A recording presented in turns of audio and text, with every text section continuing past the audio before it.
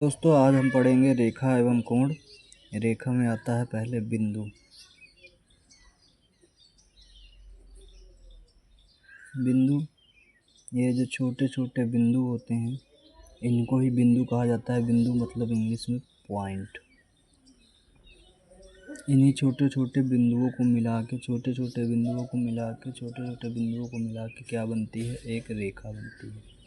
ठीक है, फिर उसके बाद पढ़ेंगे हम रे मतलब किरण।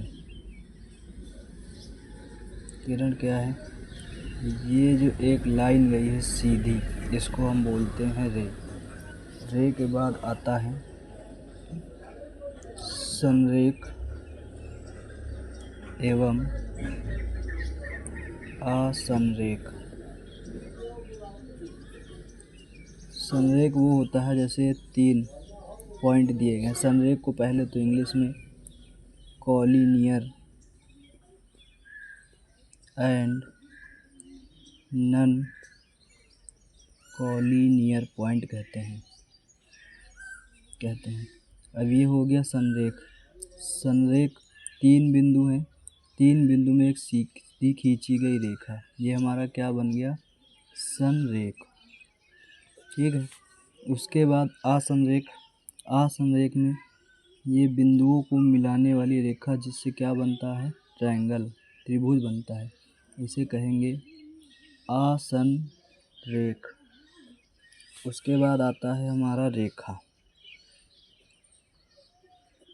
रेखा में पहली रेखा आती है वक्र रेखा।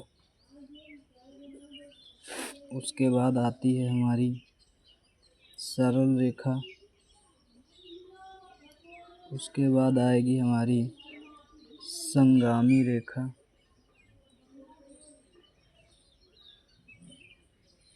उसके बाद आएगा समांतर रेखा। उसके बाद तिर्यक रेखा।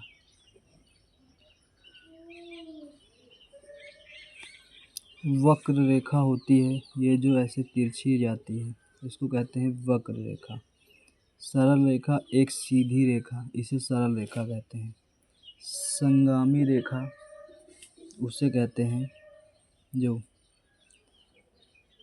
ये लाइन खींची गई है, यहाँ पे बिंदु है, इसी बिंदु पे ऐसे लाइनें काटी जाएं तो इसको क्या कहा जाएगा? संगामी रेखा। कौन सी रेखा? संगामी रेखा। ये जो लाइनें कटी हैं इसी बिंदु पे काटने वाली रेखाओं को, इसको कौन सा बिंदु बोल सकते हैं? प्रतिच्छेद बिंदु। कौन सा बिंदु? प्रतिच्छेद बिंदु। अगर रेखा पूछी जाए तो ये रेखा कौन सी रेखा है? संगामी रेखा। अगर बिंदु है तो कौन सा बिंदु?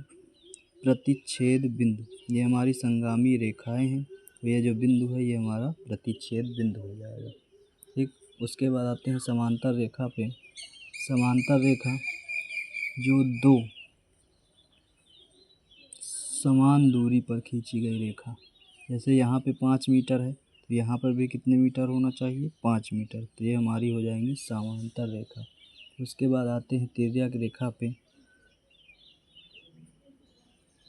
ये 2 समांतर रेखाएं खींची गई, इन्हीं को बीच से काटने वाली रेखा को क्या कहते हैं? तिर्यक रेखा।